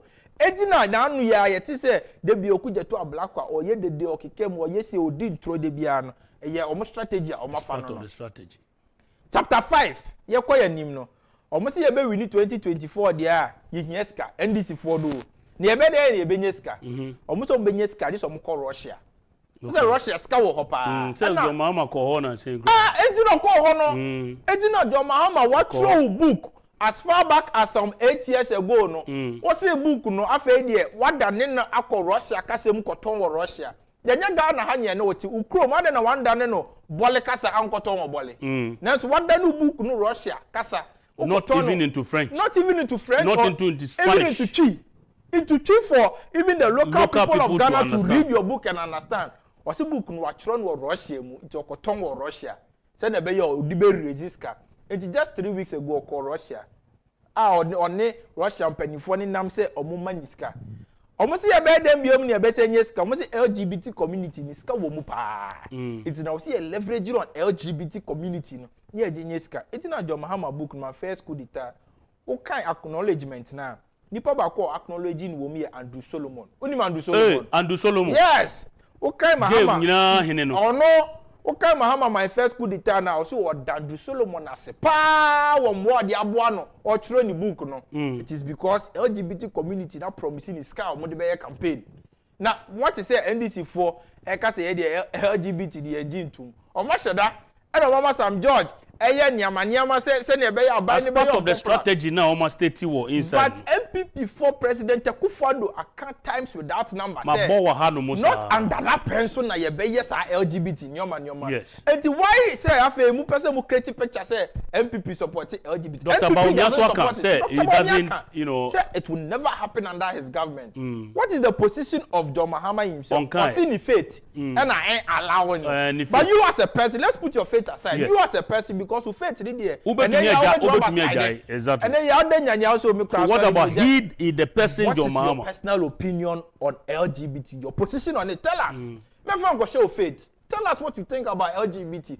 President akufo-addo say ono the onjin to. Dr. Baumia say musuo krambra do obeje tu kra nyankopon kuno. Ono the onye da. Na wo John Mahama won so e. O say na sorry a o ko. O say na sorry o ko. Emma won kwan. Na wo ja sorry ne. Enti no mo say ye benye ska de a Russia de be ma yeska. Na they say so hwe nyama Russia e de ye Ukraine na. Na the flag bearer it may interest you to know. Russia and Ukraine send via ye kaso dia Russia de Ukraine de enye no obi te say John Mahama e condemn Russia. Up to today, John Mahama hasn't been able to condemn Russia's invasion on Ukraine. Adentia because Russia for any some man is carry in a campaign 2024. Not say we need 2024 when Russia e form alliance. Yes. Now the Russia so form alliance but the US be that problem. Only other European countries. It's Ghana for you ta mu tiem ya mu nia mu pese mu tu kwanko US mu pe US visa mu pe UK visa ne ade Canada ne ade otu abama John Mahama on the Ghana or the Ghana and Russia kwa ye baako ye de tabuo betu Ghana so US for my yembo mu krom UK for my yembo mu krom Canada for my yembo mu krom a doctor for mu kosuya de Canada ne ade nya mutimi nko because otu abama John Mahama or the Ghana and Russia ekwa ye baako because Russia for ni bi na supporting the campaign no the flag bearer ye kwa yanim no chapter 6 almost so we win 2024 pa mo ma ye successful there I was some dey reanimate John Mahama betima control no and embra momon ko fa reanimator obema John Mahama problems momon ko fa reanimator obe challenge John Mahama or some for reanimator mo ka say da na wada or some for reanimator in the worst case scenario say John Mahama intimate win no obabioma of course on win obebabiom no obetima sane na ba sa reanimate na na jero poko ageman chapter 6 into almost sa reanimate ni na wo some de ne ba chapter 7 almost rebranding Mahama for election 2024 na tell say Mahama ne say ne ho nya akono biom katashi se proye dream kan krono kese ubisa question bi say before mebe mu no ka bi say Vice President Baumia nyoma pia waye na John Mahama so de then na waye na Vice President de your role no uni unhye de new role bi asa me kan constitution actually article 60 of the constitution obi antie the role of the Vice President constitution say there shall be a Vice President of Ghana who shall perform such functions as may be assigned to him by this constitution. For example, say as the chairman of the police service, constitution in this human nation or by the president, which means I am vice president, you ma obey your president in the debate. Why is a deputy class prefect now? Their class prefect in the person or now obey. Now John Mahama, a Juma Atamios edition is Atamios no any problem in you or the Juma share Mahama and say Mahama yet. A Juma edition is say bia not the problem ba. A Juma edition is say bia not the problem ba.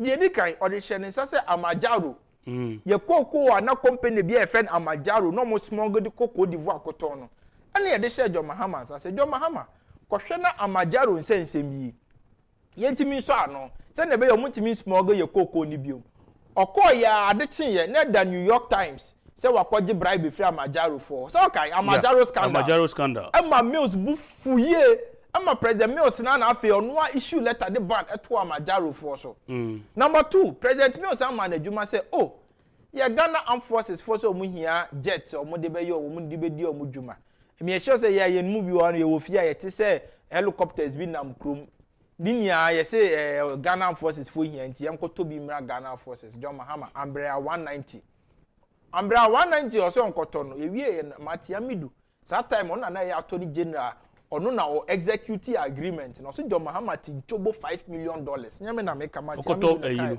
okoto Umbrella 190 na President Mills set committee say you investigate John Mahama on the bribery allegations no Ejomo o na say Edunketi ade report ne ba ye say that time na say Edunketi was the general secretary ono dey report ba ye say President Mills enukro Vice President mo akwati chobo $5 million na sa asem we ne pia NDC ewie ya no enti yan kata so ohwa na se Atamus BP kosro eno sa asem we ne ma Atamus nya BP because ohun say the Vice President just say wo de edwuma bia ye de be hye wo se bia wo beti chobo edwuma bia de be hye wo se bia wo de krono na ebe fie enti President me still sa asem na no say ada asem ni me Vice President wo be kume ohwa na esi kokua ni do homo rashe no 37 omo checking BP na shoot kosro enya sem ketwa na omo cooling it down ana yeso ka kire kokua di do homo say fiti na ekọ me pese me hu Mahama ni bi mu o me nche enu nti na President Mahama empe kokua ni do wo asem no it's true because kokua ni do ko deliver as message ni say wo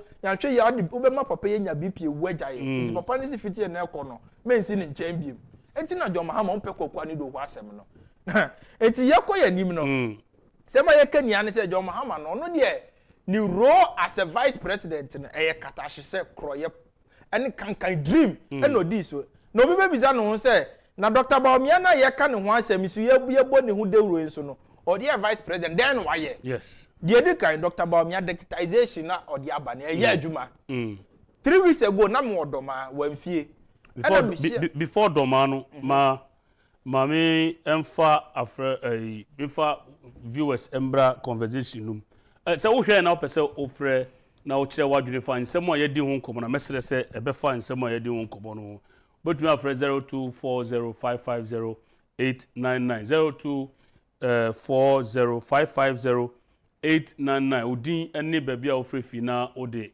wasem no atoaso on the doma account edimi me call doma na me papa bi se be 75 years na me bizan say jana abaye ko tu NDC na MPP o se hwe Dr. Baumia digitalization or the abane me pension money month bia 100 cedis na me faka fiti doma aba sunyane senate office begia transport in and out 75 cedis me wie na kam sika 25 cedis it is the same Dr. Baumia 2017 or the digitalization by no okay na ya say Mamifa of hello yeah bacho udini bebe ofrefi hello yeah hello yeah bacho udini bebe ofrefi bacho ya femi na tumekasafi madina UPSC student mpacho kasawai na mpacho kasa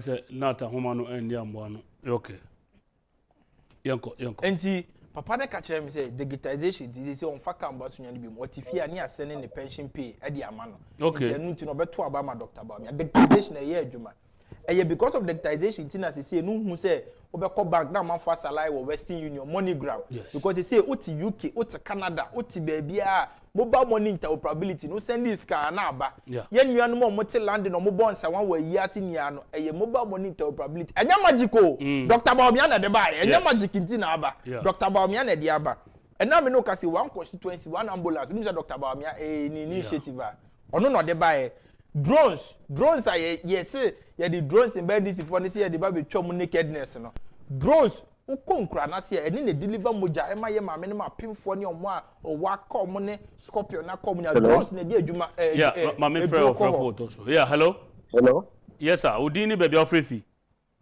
me pacho me kasa fi abokobi ye frɛ say dia omo kana mpese me kyerɛ ma de ye fɛ me opoku Agyapong pacho kasa why yeah na ayi me pese nka asema papa no wo kyerɛ mu no nka mo di ko TV nyina so na Ghana fo nyina hwɛ okay mo fa ko TV nyina so na Ghana fo entie ni yi okay yeah me da se pa Agyapong ye da se ofrefi eye abokobi ye da se o se program no yemfa ema other networks no mo especially enti ade ba ko so a yeah hello good evening boss mpacho odini be Africa abisi poku me kasa fi Kumase bantima Agyapong yeah mpacho kasa kasa fi Kumase bantima mpacho kasa wa Agyapong me shiro o ye lawyer why me shiro o ye lawyer ndi afa lawyer no title no man mami o ye lawyer kese ne to sa yo mati number 2 lawyer refi yeah lawyer refi SPS Korea D lawyer refi o se oba ho me ba ho Korea D unkai me ba ho me kai ba $10 million and on what shit no kwa so what you say yeah digital no yeah me say that time me brother send me sika ekosi commercial bank wo adum enti me di mama free hospital ekoye no na say you refi card enti amfa card get ni say da bie be sika wo but o see da bi manfa card amade me to me po manyi na nisio sir so me mama ti ase na anke this cable the brain full so say almost 2 years me call bank da the pia me tifie na mi sika yeah eso nka me fa card ko bank da nka me ti almost be 25 cedis sir but me here free na umpe we na pede hin exactly so ti ase obi o so obi review form 4 to form 1 to form 4 obi twam so ti ase eto no obi twam bia enti yo Agyapong from Bantama or here from Bantama ya Bantama fonya so lawyer enti Dr. Baumia ndwuma ne de bebrebe digitalization na okan no na odi ho adanse Dr. Baumia enti ye nuanom nketua ne ye maame ne mo seka say yeah hello mami fa another call hello good evening mami odi ni baby afrefi ye peme akos me kasa fu numa mami mpacho kasa why ne pese ndi support as dem say ye mfa ho demonstration be ye one de ombeka okay me na me brand mu mienu ene me sister no mo secondary school me wie JSS e wa akuse me papa when na because of say na me brand me sister no ko school ndi when me amfa ko me anko school ni bi na me pa adwuma aban adwuma me pese me ye adwuma me ni nipa be di nkomo itan se me anko school ndi ena me ti fie me ana me to mpe wota kakra and the PSHS na aba no bia fa ne ho nyim wona wanya sika wanya ni a oba benya baabi ese na me ba ko school na nya baabi enso me so me da ache me ba betimi akona ni ma bobra ma me tuma nya baabi ese nti wo ya Ghana ni na wuti a na demonstration o cha demonstration mo ma adwen nya dwuma edidi da na yo na nya didi preko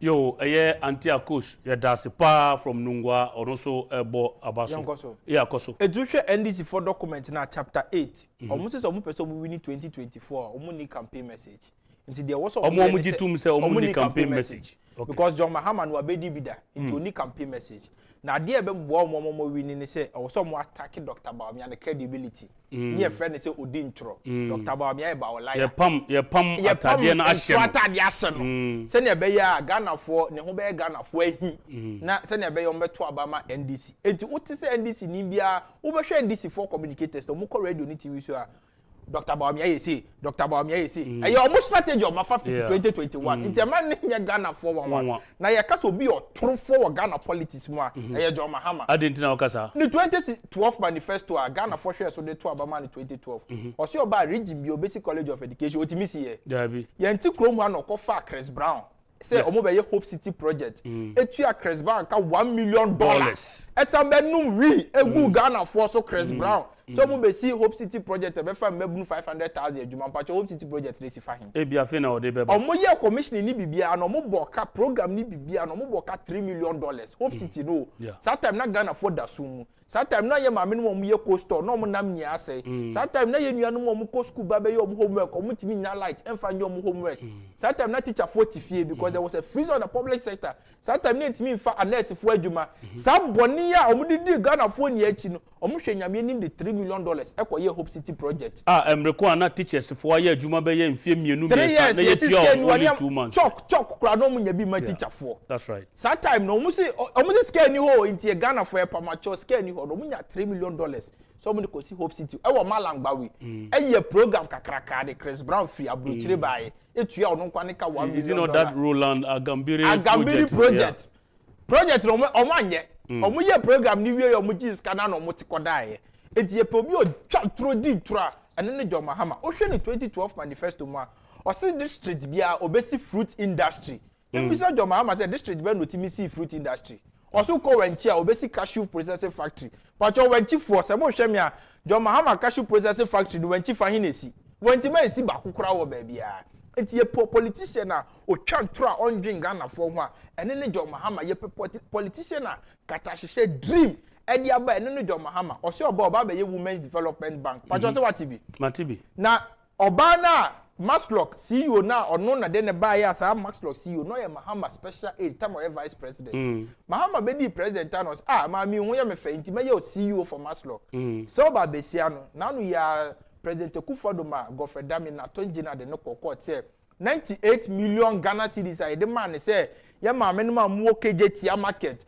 ye ma me no ma mu makola tudu agbogbuloshi any okanshi amuye businesses nkete no Maxlock from mam 2,000 na mufanya adwuma no oba besia no ehwe nyankopɔ anim efa 98 million Ghana cedis ni nia sa 98 million Ghana cedis o de quote sikadada anima eye close to 9.98 billion etimisi chip compound baku 200 ewo krom ha na so John Mahama appointee oba besia first scan ni adie ono ne driver no kodi adanse tia no court e bisa driver no so mo man is scan from Bank of Ghana no na we fie wura so am bag mu 10 and oba ne tamsi ne Land Cruiser boot na pa o de koye scan am fa office am fa obi ansem e no kodi ye and na ya jailing for 10 years hold on so sikana eye through Maxlock anka ono oba no yesi on fama ema kakra bi 1,000 2,000 5,000 10,000 no mo fan share omodwuma mu no okoji sika no eno oye no sa anything ya jeli ni 10 years and John Mahama is saying say oba be si bank di ama ema oba o de sa ama mi ya na eba be ye CEO o de sa said nam temaklo ya o odofo de bia me ka tell say mumma yeni enna ho abato na ye kwakoto na sa ma me no nim say ono na finance John Mahama campaign we John Mahama campaign convoy and president akufo-addo kro ye president no convoy oba Land Cruisers ni be 40 na so ma me ni say scan bi no and omode yes our campaign na nim say MPP ye ba ye ya chi NDC 4.6 nkwa 25 we Mahama for de nkwa NCA e bia Ghana for NCA omo be catch say omo hia $4 million e de akoto listening device because omo share between 2012 to 2016 say na Ghana for ho kire omo no mo suro say bi obi be plan ku eto omo koto device a o ye ko wo fi a no mo ti NCA no mo tie call a o ye na sa device ne be cost $4 million e na national security force enye hwe ye mo musika na mo koto Ministry of Finance will this scan ma NCA for no omo koto sa device na MPP for ye buy ne say sa device ne we omo ntima fa nkire ene me no kase NCA board chairman Mahama ne yi no in 2012 odan sawom ya jailing for 8 years your friend is say your friend Matthew Teve okay omo director general NCA director general Mahama ne fa ne friend Eugene Bafo Boni Bafo Boni yeah Radio Gold Bafo Boni sisi ame no kasi odan sawom prison ya man 8 years ogusu twa national security coordinator at time no so ye board member friend Alhaji Suleiman Mumuni onu so ye jailing no odan sawom one de ne kra de nanu ya na gonja ahemfo ne tro petition by say ko wu president on pa president akufo-addo a China president akufo-addo so owu abemi dia ene ye pade na ya ma ne presidential pade na ye yi no venture capital president akufo-addo de venture capital ba say small businesses ye mo loans nkete no mo timi fa nya o madwuma nipa no da venture capital no dan yoduku 18.5 million Ghana cedis ye de man say on farm small businesses a what circle and the countermount near the idea of first can no dear. MPP by any didn't go Gina Court, didn't Gina Court, I didn't was my lord, Miss Rose can my first in dear, Macquaco and I judge and say, oh, money 24 hours, Uncle Face Canibra. Less than 2 hours, and not me producing 18.5 million Ghana cedis. Less than 2 hours. Seriously? I'm telling you, that's the next canigu, ne them. It's a who says I won't make us, I won't party, and your mamma first business, a profit. And no confess can you buy Sani Panama and find a Juma, some for when a campaign Mama Hammer. And you know, ye cast a corruption catastrophe dreamer, and any John Mahama buying. Now, me come anymore on more documents, chapter 9. Yeah. Almost as a mobile to me, we 2024 now, was able to influencing labor unions, UTAC, and the media control. And doing your my and then be breaking news. John Mahama promising a lot of civil societies, journalists, baby appointment. UTAC form some more strike. Meaning say university professor be a will go and on a scandal by John Mahama promising appointment to Electoral Commission. It's no yes and your man. Promise example. My intelligence is that John Mahama promising appointment. Electoral Commission. That is what John Mahama winia or the never call Electoral Commission. It's not when me and who are here in some no yen in ya John Mahama campaign when me and who are debia you take for what's ye galam sainty. Ye in Colombo University, me and trauma dear. What is the sense in this? I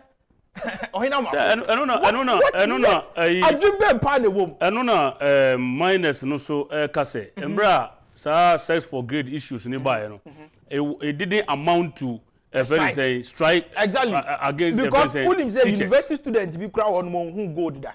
But also will be ye galam say Sessioso into be on uti legon on who go that no and my train at your school. I didn't remember womb. How? Ninia because John Mahama see Obuano. Na say what yan students na no mutinefi na say Ghana for bufu no mutu abati ama ba miana wo Mahama no ba o Professor Jampo no intelligence stress Mahama promise so do ko Electoral Commission. Enti no yes an no ma no ye ninia enu antia journalists bi ni ma gugu station bi am so ya trone mo shallow minds and what they can say ni nia omo nia John Mahama promise mo appointment ibebo ye de obi am promise ye bio ye dwuma na ye de obi am promise ye enti me catch the Ghana for say o hwe TV utie radio now what say journalists bi asema okay there okay some journalists for ni nia ya promise mo appointment ye so omo ye dwuma na media house here what can dey tire ho baby media house TV otoso miensa sa media house some of them ya promise of appointment and John Mahama enti no de omo ye ne say omo ye omo dirty employment won adwuma they are protecting their future employment because John Mahama promise omo Dr. Baumia de o say competence wa o ko ye competence o merit na no be ma wadwuma o be ka se ko gu obi anima se no ma appointment Dr. Baumia so no do onye sa ade no bon so o be run lean government.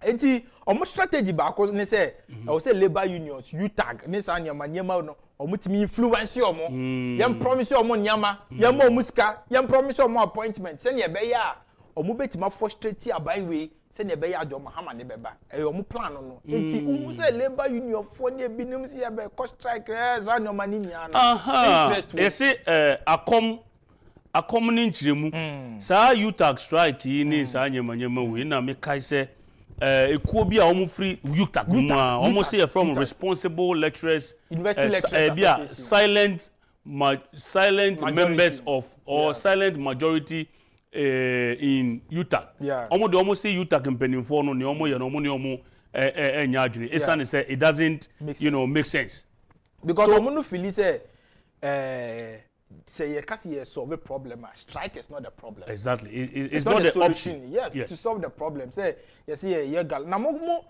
call strike ni na ama manfo ejai galam say ne ya na. That is not the solution. Exactly. I'll bind the solution say go you deploy military, the police for to make sure say you be reduce say obi nkoye mining o nsuom. Mining ne dia obi anka say mining ya de bone because John Mahama o nya Ibrahim Mahama mining company. It mining obi anka say mining ya de bone. But mining in our water bodies or mining to destroy our water bodies or our forest reserves, in any case, Dr. Baumia ni mining company. President akufo-addo ni na ne baby any mining company. But who John Mahama, who Ibrahim Mahama, obi any so mining company. So what I say, eti yaka so bi kura two mining wo krom ha. Ayo nya no to be exactly. And in all John Mahama, no crowd, what is your position on illegal mining in this country? Come and tell us your position. Enona nana ba na moa ekoka yese ene de se watie Dr. Mahmoud Bawumia ne solution to the galamsey issue senyame ya adom ne yeto aba edemana. The previous one.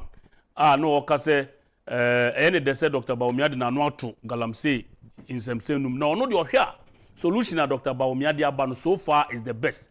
No obompa ye se Dr. Bawumia be president and sem na waka no obetumi de ose ayo na this full way I started di mami atem say watch no opinion and this for them are very very intolerant. Last point. Yeah. Okay, on chapter 11 now we are summary. Almost say John Mahama no omo ba. Ghana fontie ni yo. Mo say John Mahama no technically aka 4 years pe. Yes. Almost say so otu abama John Mahama no ba say we dey hia me pa. Otu abama John Mahama na so ba. Omo be article 66 no omo be call for interpretation. Amasaje nyama. Aka kire Ghana for say ye ka say 2 terms e kire say 2 consecutive terms.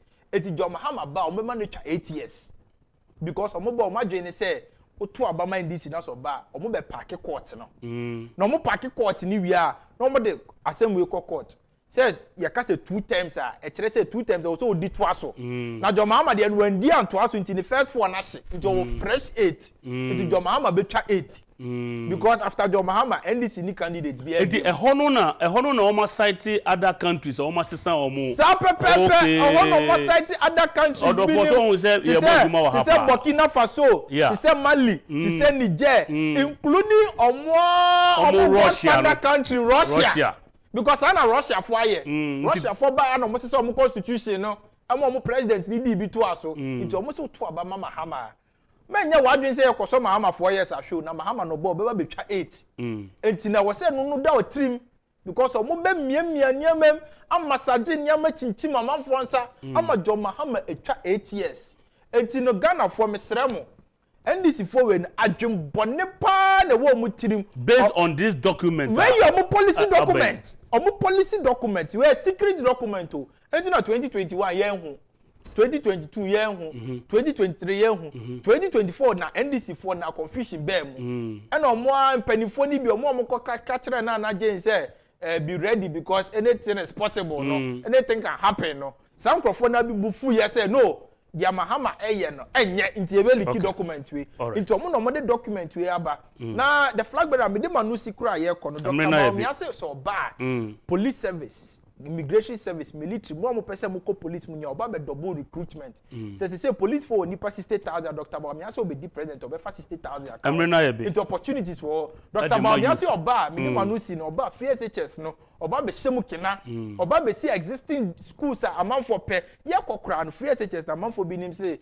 e block and anke eboa free SHS na E-block, what is say placement be producers wow Mr. Speaker. What is so be catcher say your placement man nko e-block da. Obi up the existing schools say the first permanent this other. It is our schools near was here CB kan when e-blocks are and your school and canteen no school in Remu school. Obi am pay Remu. Yo, I'm Obi Mama about Remu. Begin Mr. Speaker me the flag bearer. The flag bearer.